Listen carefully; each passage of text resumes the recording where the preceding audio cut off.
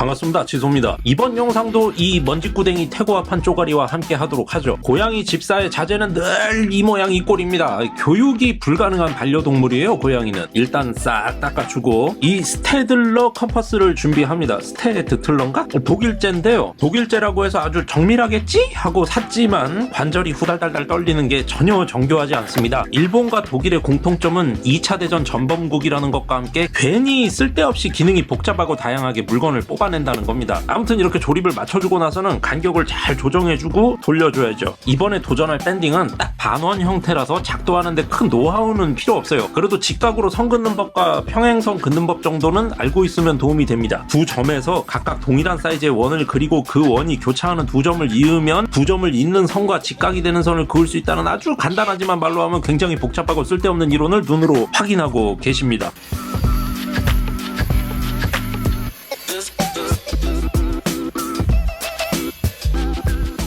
스카시톱으로 라운드 작업을 했는데요. 따로 지그 없이 작업하면 스카시톱이나 직소나 나오는 퀄리티가 거기서 거기더라고요. 아주 정밀한 작업을 하려면 결국은 지그를 만들어야 합니다. 요새는 또 밴드소로 눈이 가가지고 아주 다양한 쇼핑몰에서 장바구니를 가득 채우고 있죠. 대충 이렇게 나왔고요. 이 각도로 밴딩될 나무를 준비해야겠죠. 그럼 길이를 재야겠죠. 이런 방법도 있고 이렇게 해보는 방법도 있을 수 있겠지만 결국은 초등수학이 답인 것 같습니다.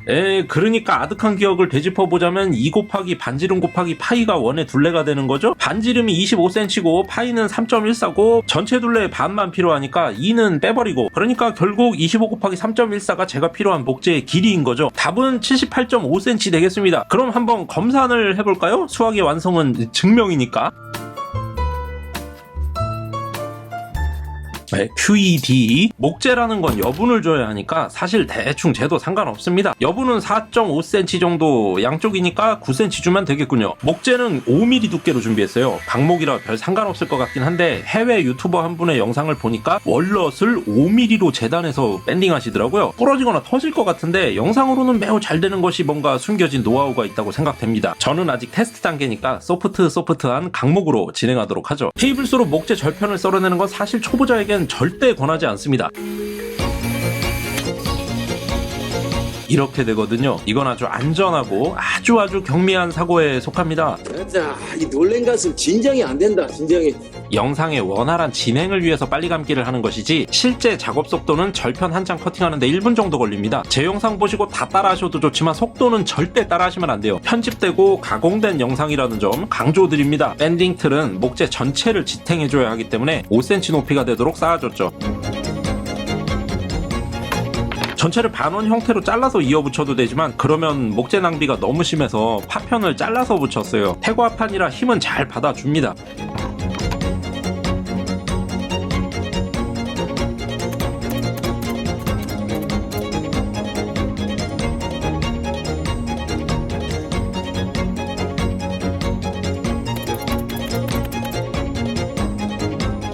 이렇게 층을 다 쌓았습니다. 스카시톱으로 재단해서 가까이서 보면 꽤나 울퉁불퉁하죠. 샌딩으로 갈아서 해결하려고 했는데 쉽지 않더라고요. 1시간 넘게 갈았는데도 끝이 안 나는데 일단 이번 것만 이렇게 만들고 다음부터는 좀 더 효율적인 방법을 찾아봐야겠습니다. 밴딩을 위해서 마누라님이 강아지 목욕시키는 고무대야를 준비했죠. 좀 크죠? 나무 저편 몇 개 넣을 건데. 그러나 다 큰 사모예드가 들어가는 고무대야인데 작네요.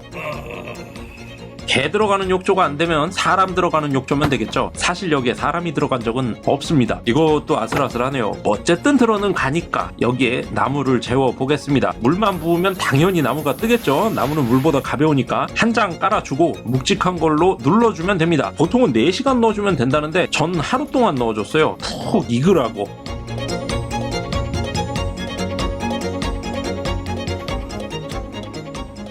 철물점에 갔다가 50 본드 201이 있길래 하나 사왔습니다. 철물점 아저씨가 205가 묽고 201이 되다는 거예요. 제가 알기로는 201이 묽고 205가 되직한데 나름 수십 년 철물점 운영하신 전문가가 201이 되직하다고 인테리어 업자들은 다 201만 사간다고 너무 당당하게 말을 해서 우기기가 좀 민망하더라고요. 그래서 가져왔죠. 제가 알기로는 201은 도배할 때 쓰는 묽은 본드거든요. 그래서 한번 테스트해보기로 했습니다. 보시다시피 왼쪽이 205, 오른쪽이 201입니다. 벌써 짜지는 느낌부터 달라요. 느린 영상으로 보실까요?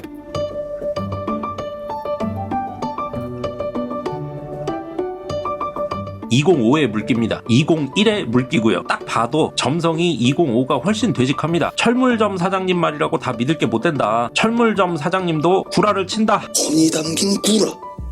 뭐 아무튼 돈 주고 사왔는데 테스트를 해봐야겠습니다. 201은 도배지를 벽에 바를 때 정도로 쓰는 사실상 본드라기보다는 풀에 가까운 녀석이거든요. 근데 밴딩할 때는 일부러 나무에 본드를 풀은 물을 먹이니까 될 것 같기도 하고 잘 모르겠습니다. 일단 밴딩 틀에 들러붙지 말라고 비닐을 씌워주고 밴딩 들어갑니다. 이 최초의 밴딩에서 너무 빠르게 조이면 나무가 터져버려요. 아주 살살 다뤄줘야 합니다. 다른 유튜브에서 들은 바에 따르면 밴딩 틀 안쪽으로 밴딩하는 게 자연 굴곡이 생겨서 바깥쪽으로 밴딩하는 것보다 더 적은 양의 클램프로 밴딩이 가능하다고 했거든요. 근데 해보니까 그놈의 자연 굴곡 때문에 잡아주느라 클램프가 더 많이 들어갑니다. 뭐 다른 뭐가 있으시겠지. 아무튼 저는 클램프가 엄청나게 많이 들어갔죠. 다음 날입니다. 50 본드 201 철물점 사장님 피셜로 인테리어 업자들은 이것만 쓴다는 그 50 본드 201의 접착력 매우 기대됩니다.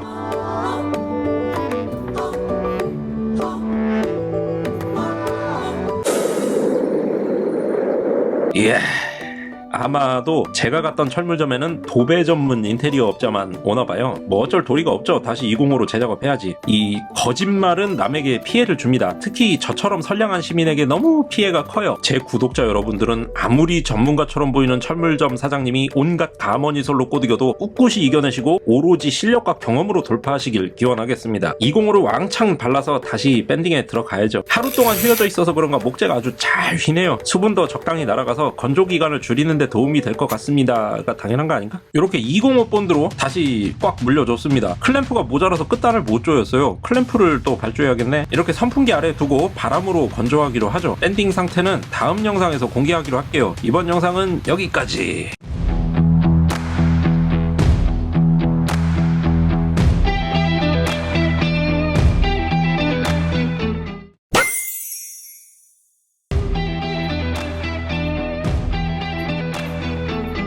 반갑습니다. 지소입니다. 지난 영상에서 50 본드 205로 밴딩을 시도했었잖아요. 그걸 풀어봤습니다. 근데 어딘가 다 마른 것 같긴 한데 뭔가 다 마르지 않은 것 같은 아주 오묘한 기분이에요.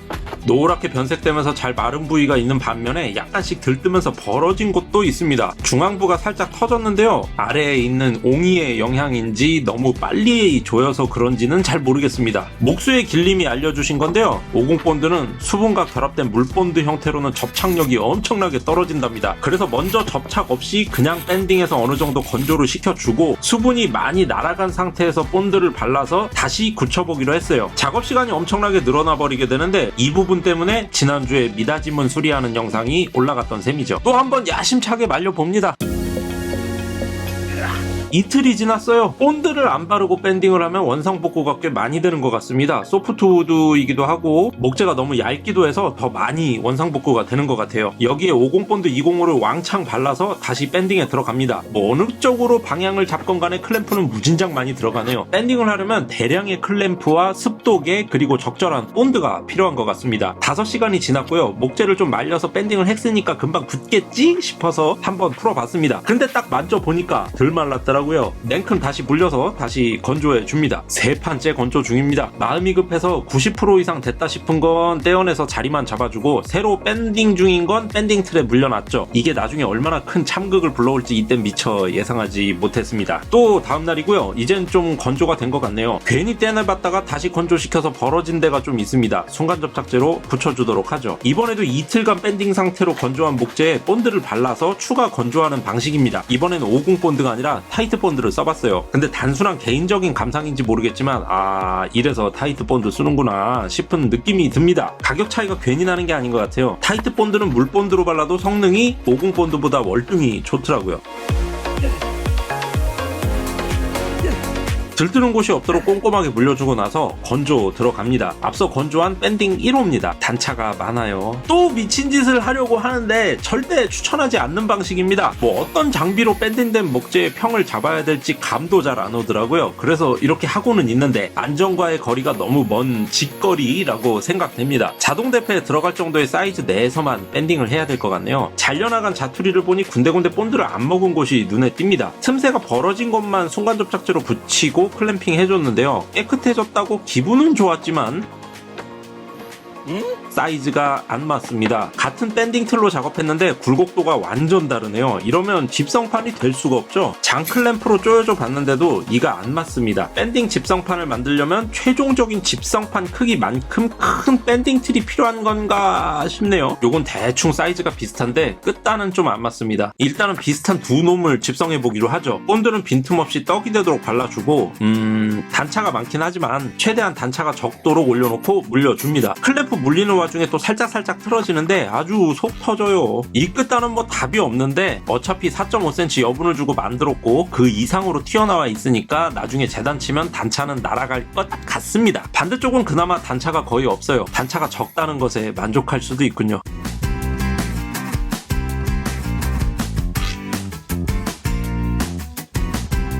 다시 또 이틀이 지났습니다. 이거 밴딩한다고 평일에 짬내서 여기 오느라 기름값도 만만치 않더라고요. 풀어서 보니 잘 붙은 것 같고 밴딩 틀에서 또 나무를 꺼냅니다. 이미 밴딩돼서 굳은 건데 굴곡도가 틀어진 걸 자리만 잡으려고 물려놓은 친구들이죠. 올려봤는데 이번엔 수평이 안 맞네요. 참 고난의 연속입니다. 일단 그나마 정상적인 놈으로다가 3단 집성을 물려줬어요. 문제는 두께를 15T로 잡았더니 클램프의 압력을 못 이기고 약간 휘어지더라고요. 그래요. 뭐 기왕이면 문제점을 한 번에 왕창 파악하는 게 좋죠. 어째 실력은 안 늘고 정신승리만 늘어가는 것 같은데 아무튼 수평 안 맞는 놈은 다시 밴딩 틀에 물려주고 이날은 요 정도로 철수했습니다. 또 다음 날입니다. 3단 집성이 다 굳었나 뜯어봤죠. 본드는 잘 말랐는데 모퉁이가 휘어진 채로 굳었어요. 그래도 3단까지 집성하고 나니까 힘도 잘 받고 뭔가 쓸만하다는 느낌이 듭니다. 4단까지 집성 완료했는데 이렇게 휘어져 있어요. 어떡하지? 단차도 문제고 깜깜합니다. 영 못 쓸 것 같이 만들어지긴 했는데 일단은 단차를 좀 없애보도록 하겠습니다. 다시 밴딩 틀을 가져왔어요. 어디가 여분이 시작되는 건지 도통 모르겠더라고요. 이렇게 밴딩 틀에 끼워서 여분을 표시해 주는 거죠.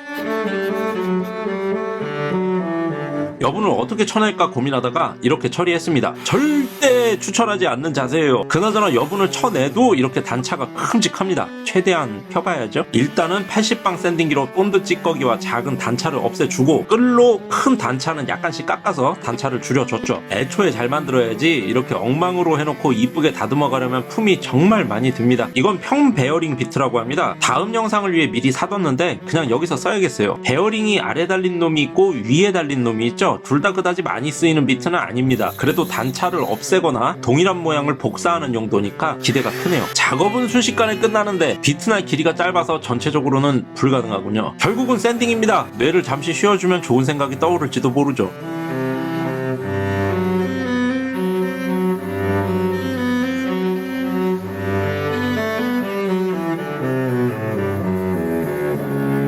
너무 뇌를 오래 쉬었나 어찌어찌 모퉁이 말고는 그냥 샌딩기로 몽땅 평을 잡아버렸습니다. 하는 김에 400방으로 마감 샌딩까지 쳐버렸죠. 머리 아플 때는 샌딩이 좋더라고요. 손가락 연골에는 안 좋지만 매끈하죠. 모퉁이 단차는 아직 이 지경입니다. 아무래도 이 정도에서 적당히 타협해야 할 것 같아요. 아니면 아예 잘라내고 쓰든가. 이렇게 해서 우여곡절 끝에 저의 인생 최초 밴딩 집성판 만들기는 완료됐습니다. 완성이라고 하기에는 좀 모자라죠. 그럼 저는 이걸로 도대체 뭘 만들 것인가에 대해서 심도 깊은 고민을 좀 해봐야겠습니다. 뭐에다 쓰지 이걸?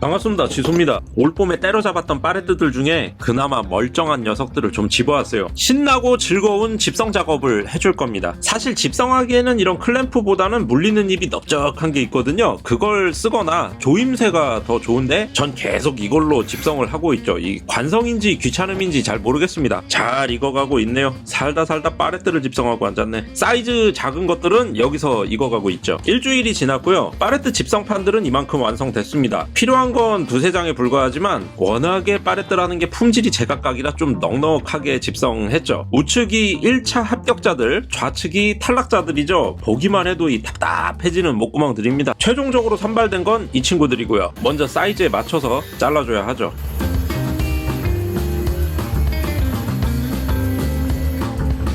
이건 뭐 그야말로 호박에 줄 그어서 수박 만드는 작업이라고 할 수 있는데, 호박도 좀 애초에 수박 비슷하게 생긴 놈이라야 줄 긋기 작업이 쉽죠. 이 목구멍들을 적당히 메워줘야 목재로 쓸 가치가 생길 것 같아요. 가장 손쉬운 방법인 목심박기로 해결해 보도록 하겠습니다. 그냥 목구멍보다 더 크게 구멍을 내버리고 거기에 목심을 박아서 덮어버리는 거죠. 하다 보니 목구멍이 참 많더라고요. 전 파레트를 깔끔하게 하느라 여념이 없고, 이 친구들은 다른 의미에서 파레트를 깔끔하게 하느라 여념이 없죠.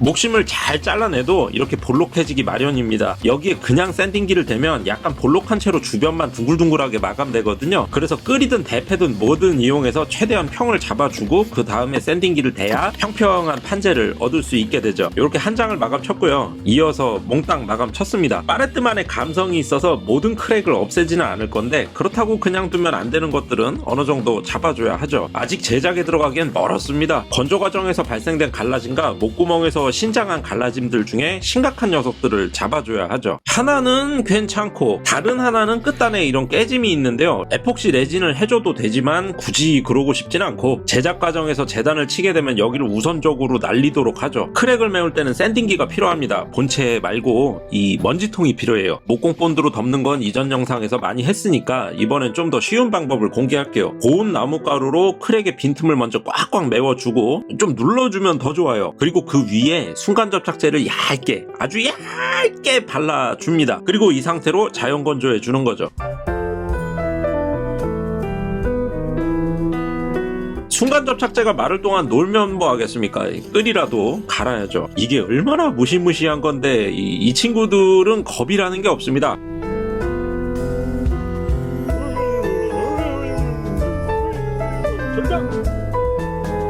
일은 방해받고 싶지 않고, 그렇다고 척지고 싶진 않고, 이 길고양이와 합사당한 집사의 딜레마예요. 그 사이에 순간접착제는 잘 굳었군요. 잘 갈아낸 끌로 표면에 붙은 순간접착제들을 제거해주는 거죠. 순간접착제가 너무 얇게 도포되어 있기 때문에 여차하면 나무를 같이 들어올릴 수 있습니다. 조심해야 하죠.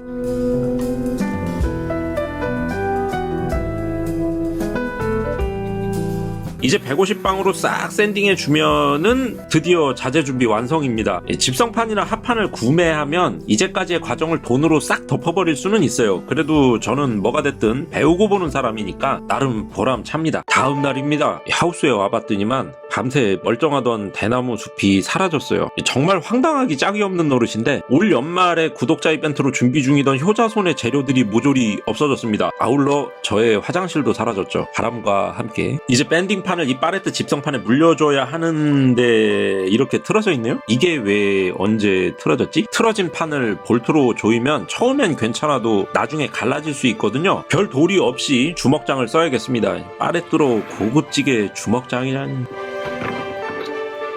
10도로 각을 져서 주먹장을 넣어야 좀 더 잘 물어줄 것 같더라고요. 그나저나 이런 평판은 별 상관이 없는데, 밴딩판은 마킹하는 것부터가 고난의 연속입니다. 그냥 얌전히 있어도 잘 될까 말까 한데 덜렁덜렁 흔들흔들 아주 난이도 급상승이에요. 톱질은 뭐 말할 것도 없습니다. 그냥 한참을 씨름하다가 결국은 클램프로 물려서 해보기로 했어요. 자국이 남든가 말든가. 이렇게 하니까 아주 조금 낫더라고요. 클램프 자국은 내기 싫고, 톱질은 잘 넣고 싶고, 톱이 휘는 꼴은 못 보겠고, 그 참... 우여곡절 끝에 이렇게 톱질이 끝났습니다. 나름 최선을 다했어요. 이제 끌질 들어갑니다. 문제는 판이 곡면이라서 어느 각도로 끌을 넣어야 직각인지 감도 잘 안 온다는 거죠.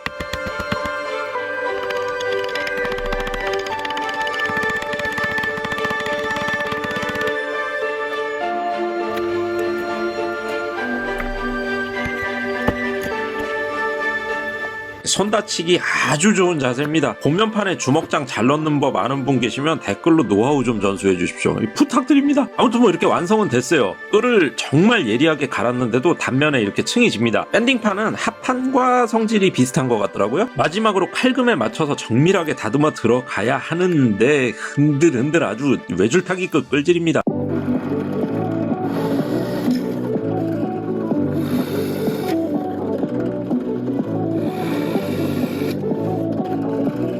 평판은 간단하게 주먹장 작업이 끝났죠. 이 정도야 뭐 간단합니다. 여기에 본드를 꼼꼼히 발라주고 밴딩판과 집성판을 합체시켜주죠. 말은 쉬운데 밴딩판은 뭘 해도 속을 썩이네요. 이걸 어떻게 쳐야 이쁘게 잘 들어가는 거지? 아무튼 어떻게 집어넣었고 외판은 틀어짐을 잡아서 꽉꽉 밀어 넣었죠. 이 날림으로 작업하고 싶진 않은데 정석은 모르겠고 일단은 최대한 하자없는 각오를 만들어 보려고 노력 중입니다. 이건 뭐 클램프를 어떻게 붙여야 될지 각도 안 나오더라고요. 분명히 합판이 휠 텐데 방법이 없으니까 이런 식으로 클램프를 물려서 붙여줬습니다. 난 뭘 하고 있는 걸까요? 본드가 굳어서 클램프를 떼어내봤죠. 약간 틈새가 생겼지만 곡면에 넣은 주먹장 치고는 쓸만하게 잘 됐다고 정신승리를 해봅니다. 수납칸으로 붙을 목재 끝단에는 곡면으로 깎아서 밴딩판과 완전히 밀착되도록 해줄 거예요. 이 한옥 현장에서 말하는 소위 그랭이질이라는 전통 기술을 써보도록 하죠. 목공 초보가 그랭이질을 하면 이렇게 됩니다. 결은 뭐 당연히 개판이고 윗면에 깨짐까지 생겼어요. 그래도 옆에서 보면 나름 곡선이 생겼으니까 잘 맞춰봐야죠. 2시간을 더 낑낑댄 끝에 이렇게 됐습니다. 저에겐 영광의 상처가 하나 생겼지만 가구만 하자없이 나오면 만족할 수 있죠. 수납칸은 볼트 조임 방식이에요. 저는 주먹장을 싫어하진 않는데 시간이 너무 오래 걸려서 필수적인 곳이 아니면 볼트 조임을 선호하는 편입니다.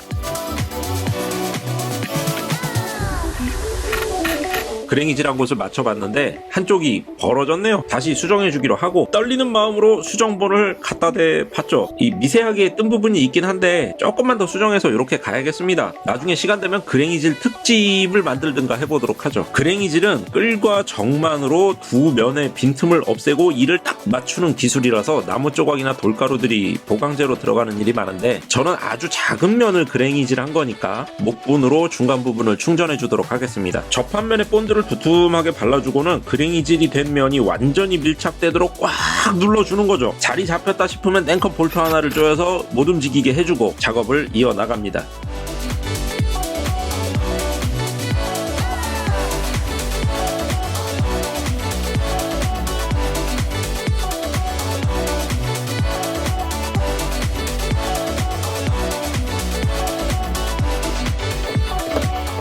얼추 최종적인 모양이 보이기 시작하죠. 둥그런 면이 있는 가구는 시종일관 아주 골치가 아픈 것 같아요. 작업 자세는 고정이고 적응은 저의 몫입니다.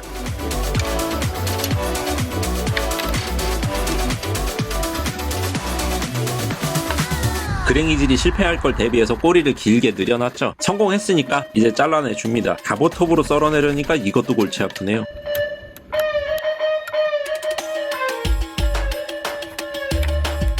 이제 대패로 평을 잡아주죠. 이번 제작물은 밴딩에 그랭이질에 주먹장에 아주 파레트와 강목으로 고급지게 가느라 시간을 엄청 잡아먹는 것 같습니다. 그래서 기왕 하는 거 도색도 한번 기깔나게 해볼까 합니다.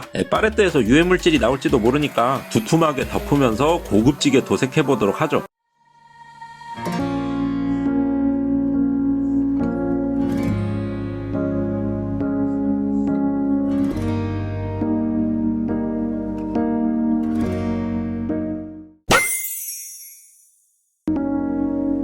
반갑습니다. 지소입니다. 지난 영상에서 완성한 이 벽선반을 변신시킬 건데요. 주요 재료는 이 본덱스 매트 브라운, 노루표 갈색 칼라 스테인, 그리고 이 토치죠. 먼저 토치를 이용해서 전체적으로 구워줍니다. 그냥 전체를 새까맣게 구우면 재미없으니까 가운데는 좀 밝게, 끝으로 갈수록 어둡게 구워서 뭐랄까 마치 일렉 기타의 바디 같은 옅은 투톤을 만들어 볼까 싶네요. 내부도 밖은 어둡게, 가운데는 밝게, 상판도 마찬가지로 구워줍니다. 주먹장 부위는 허옇게 들뜨는 수가 있기 때문에 그냥 통으로 까맣게 구워줬어요. 물티슈를 이용해서 최대한 껌댕을 닦아내줍니다. 이 과정은 목소의 취향인데 확실히 닦아주는 게 색감이 좀 더 맑게 나오더라고요.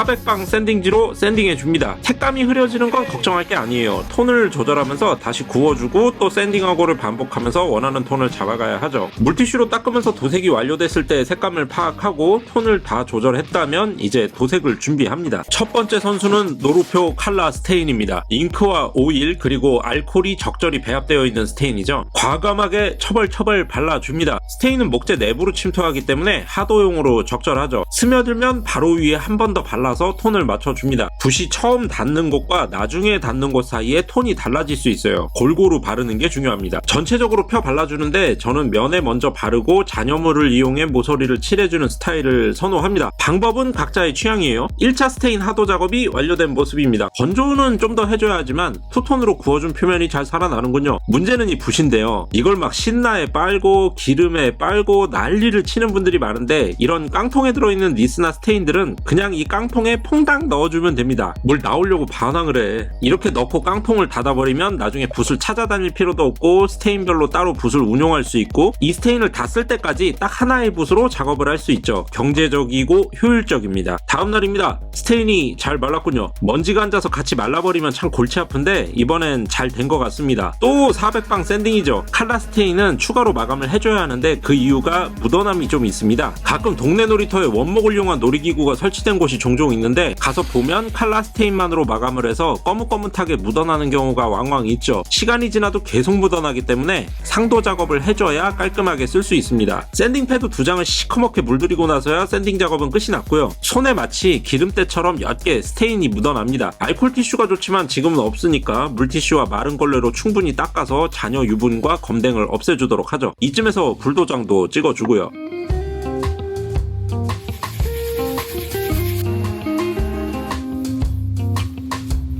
이제 1차 상도라고 해야 되나 2차 하도라고 해야 하나 아무튼 이 본덱스 올라갑니다. 본덱스는 회사 이름이고 나오는 제품이 정말 다양한데요. 그냥 쉽게 표현하자면 일반인이 별로 알아보지 않고도 쉽게 구할 수 있는 니스류 제품들 중에 가장 좋은 물건이다 라고 표현할 수 있겠네요.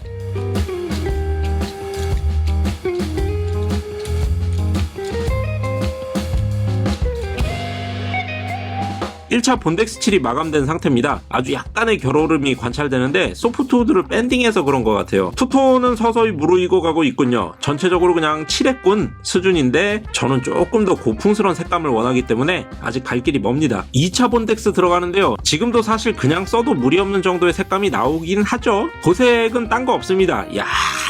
얇게 여러 번 발라주는 게 최고인 것 같아요. 편집하다 보니까 본덱스 2차 마감 영상이 망실됐어요. 중요한 씬이 있었는데 영상이 없으니 뭐 할 말이 없습니다. 나중에 또 기회가 있겠죠. 아무튼 최종 상도 작업으로 티쿠릴라 들어갑니다. 하도는 무광으로 작업해야 티라든가 먼지 같은 걸 잘 확인해서 없애줄 수 있더라고요. 최종 상도 작업에서 광택을 결정할 수 있어서 저는 하도에서는 굳이 유광을 쓰진 않습니다. 이렇게 해서 벽선반 하나가 완성됐습니다. 이 광택을 영상으로 다 담을 수 없음이 참 슬프네요. 제작 과정을 처음부터 지금까지 다 본 분들만 아실 수 있는 사실, 이게 강목과 파레트로 만든 물건이라는 거 알란가 몰라. 고급 가구라면 반드시 갖춰야 할 덕목이죠. 이음새에 아무런 유격도 없습니다. 이거 하나 만드느라 그랭이질까지 하고 참 고급 기술 다수 들어갔네요. 이렇게 제 편집 작업실에 배치됐어요. 벽을 뚫는 작업은 자세가 추해서 생략했습니다.